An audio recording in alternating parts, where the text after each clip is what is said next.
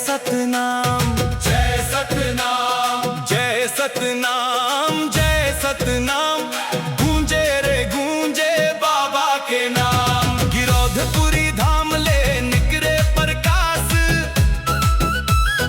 गुरु घासीदास बाबा करें सबके उद्धार। गिरोधपुरी के माटी माँ बाबा के खुशबू है, सतनाम के रास्ता माँ जीवन के जुगनू है। गरीब दुखी के बाबा बने सहारा है, सत्य अहिंसा प्रेम के अमर सितारा है। सफेद झंडा लहराए रे गगन में ऊंचा ऊंचा, बाबा के संदेश सुन मन हो जाते सच्चा। जात पात भेद भावला बाबा दूर भगाए, मन के एक समान दुनिया ला समझाए।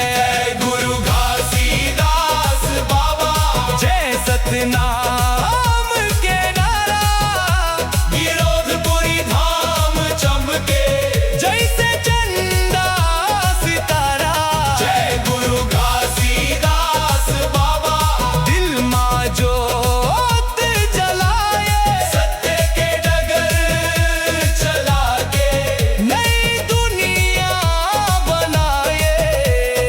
अमृतवाणी गूंजे बाबा के हर गली औ गाँव माँ, सत्य के दीप जले हवे धरती औ छाँव माँ। नफरत के बादर हट गए, प्रेम के बिहान आए। गुरु बाबा के चरण में संगी सब झुक झुक सिर नवाए। ढोल मंजीरा बाजे रे गूंजे जय सतनाम, गिरोधपुरी माँ मेला लगे रोशन हो गए धाम। बोलो जय सतनाम जय सतनाम जय सतनाम, बाबा घासीदास के नाम गूंजे चारों धाम।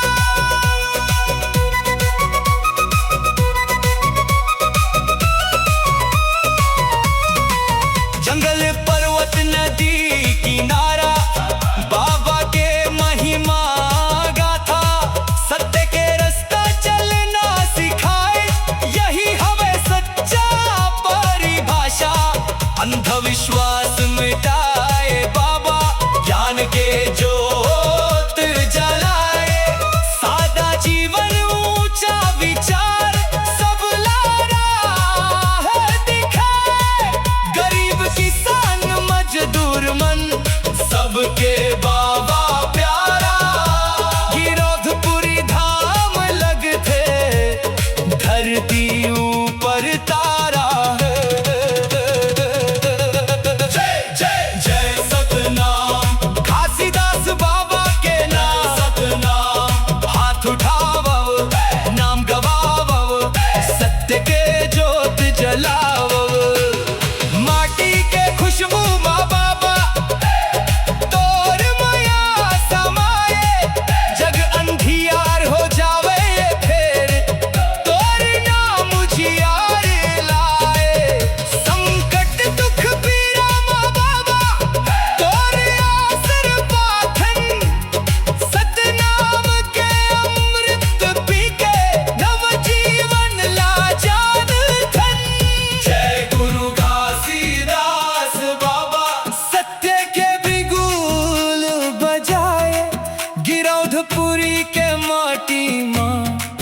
सतनाम के फूल खिला